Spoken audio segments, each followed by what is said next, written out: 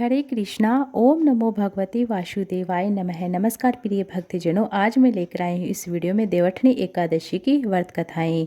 देवउठनी एकादशी की 3 कथाएं हैं जिन्हें हम इस वीडियो में जानेंगे सुनेंगे। कार्तिक माह के शुक्ल पक्ष की एकादशी को देव उठनी एकादशी, देव उत्थान एकादशी, देव उठनी 11 प्रबोधनी 11 तुलसी विवाह एकादशी के नाम से जानते हैं। इस दिन श्री हरि विष्णु निद्रा से जागते हैं।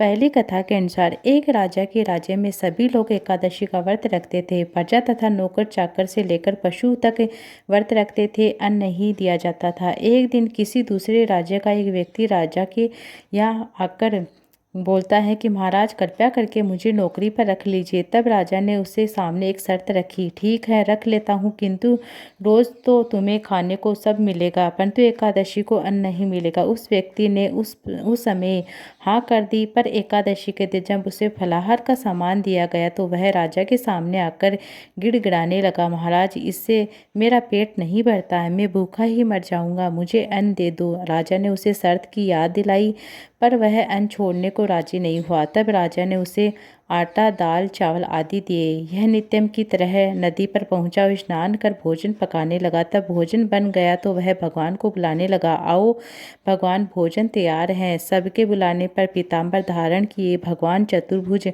रूप में आ गए और प्रेम से उसके साथ भोजन करने लगे। भोजन आदि के बाद अंतर्ध्यान हो गए। वह अपने काम पर चला गया।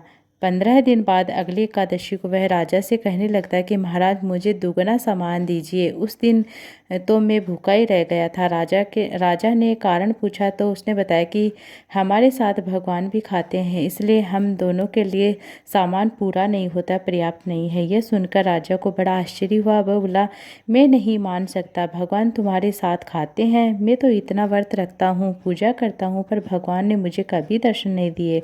राजा की बात सुनकर वह बोला, महाराज यदि विश्वास नहीं है तो साथ चलकर देख लीजिए।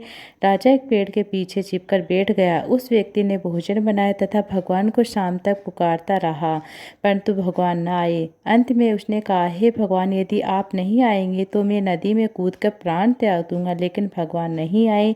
तब वह प्राण त्यागने के उद्देश्य से नदी की तरफ बढ़ा। प्राण त्यागने का उसका दृढ़ इरादा जान शीघ्र ही भगवान प्रकट होकर उसे रोकते हैं और साथ में भोजन करते हैं। खा पी करके वे उसे अपना विमान में बिठाकर अपने धाम ले गए। यह देखकर राजा ने सोचा कि व्रत उपवास से तब तक कोई फायदा नहीं होता है जब तक मन शुद्ध ना हो। इसके साथ ही राजा को ज्ञान मिला। वह भी मन से व्रत उपवास करने लगा। अंत में स्वर्ग को प्राप्त होता है। ये थी पहली कथा। अब हम सुनते हैं दूसरी कथा। देव प्रबोधनी एकादशी भी कहते हैं। इस एकादशी पर हम यह दूसरी कथा सुनने जा रहे हैं। एक राजा था, उसके राज्य में प्रजा सुखी थी। एकादशी का कोई भी अन्न नहीं बेचा जाता था, सभी फलाहार करते थे। एक बार भगवान ने राजा की परीक्षा लेनी चाहिए। भगवान ने एक सुंदर सा रूप धारण किए हुए सड़क पर बैठ गए। तभी राजा उधर से निकलता है और सुंदरी देखकर चकित रह गया। उसके पूछा, हे सुंदरी, तुम कौन हो? इस तरह यहाँ क्यों बैठी हो? वह सुंदर स्त्री बने भगवान बोले, मैं निराश्रिता हूँ। अगर मेरा कोई जाना पहचाना नहीं है, किससे सहायता मांगूं? राजा उसके रूप पर मोहित हो गए। वह बोला, तुम मेरे महल में चलकर मेरी रानी बनकर रहो। सुंदरी बोली, मैं तुम्हारी बात मानूंगी, पर तुम्हें राज्य का अधिकार मुझे सौंपना होगा। राज्य पर मेरा पूरा अधिकार होगा। मैं जो बनाऊंगी तुम्हें खाना होगा। राजा उसके रूप पर मोहित था, अतः उसने उसकी सभी शर्तें स्वीकार कर ली। अगले दिन एकादशी थी। रानी ने हुक्म दिया कि बाजारों में अन्य दिनों की तरह अन्न बेचा जाएगा और उसके घर में मांस मछली आदि पकाए तथा परोसकर राजा से खाने के लिए कहा। यह देखकर राजा बोला, रानी आज एकादशी है, मैं तो केवल फलाहार ही करूँगा। तब रानी ने शर्त की याद दिलाई, बोला कि या तो खाना खाओ, नहीं तो मैं बड़े राजकुमार का सिर काट दूंगी। राजा ने अपनी स्थिति बड़ी रानी से कही तो बड़ी रानी बोली, महाराज धर्म न छोड़े, बड़े राजकुमार का सिर दे, पुत्र तो फिर मिल जाएगा पर धर्म नहीं मिलेगा। इसी दौरान बड़ा राजकुमार खेल रहा था। माँ की आंखों में आंसू देखकर वह रोने का कारण पूछने लगता है। माँ ने उसे सारी वस्तुतः स्थिति बता दी। तब वह बोला, मैं सिर देने के लिए तैयार हूँ। पिताजी के धर्म की रक्षा करना मेरा मेरा कर्तव्य है, जरूर होगा। राजा दुखी मन से राजकुमार का सिर देने को तैयार हो जाता तो रानी के रूप से भगवान प्रकट होते हैं, विष्णु भगवान प्रकट होते हैं। असली बात बता दी, राजन तुम इस कठिन परीक्षा में पास हो गए। भगवान ने प्रसन्न मन से राजा से वर मांगने को कहा तो राजा बोला, आपका दिया सब कुछ है और हमारा उद्धार करे। उसी समय वहाँ एक विमान उतरा और राजा ने अपना राज्य पुत्र को सौंप दिया। विमान में बैठकर परम धाम को चले जाते हैं।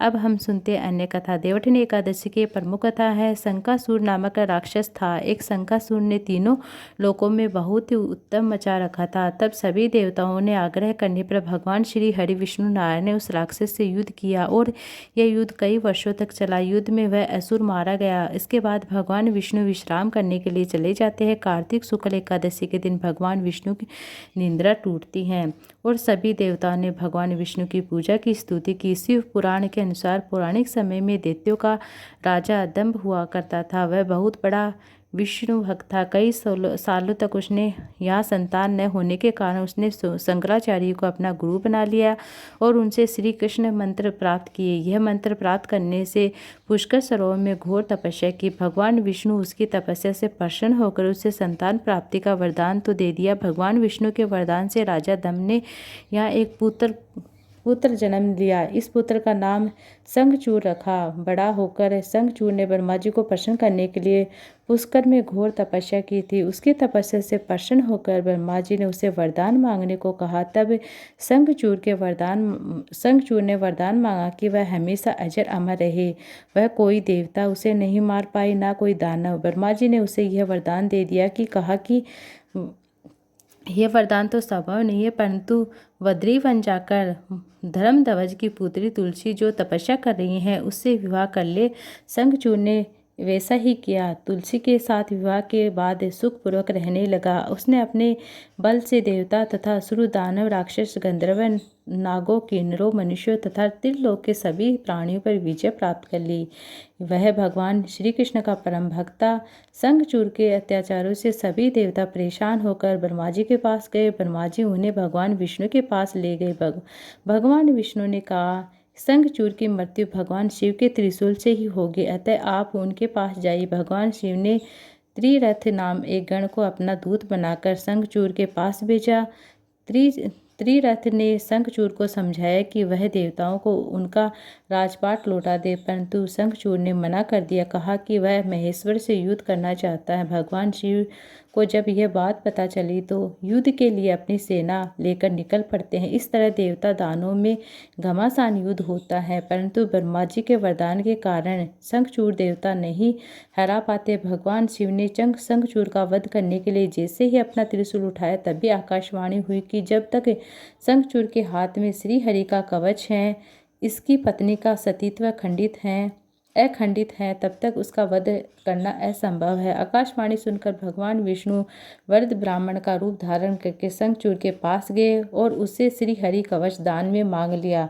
शंखचूड़ ने वह कवच बिना किसी संकोच के दान कर दिया। उसके बाद भगवान विष्णु शंखचूड़ का रूप धारण करके तुलसी के पास गए।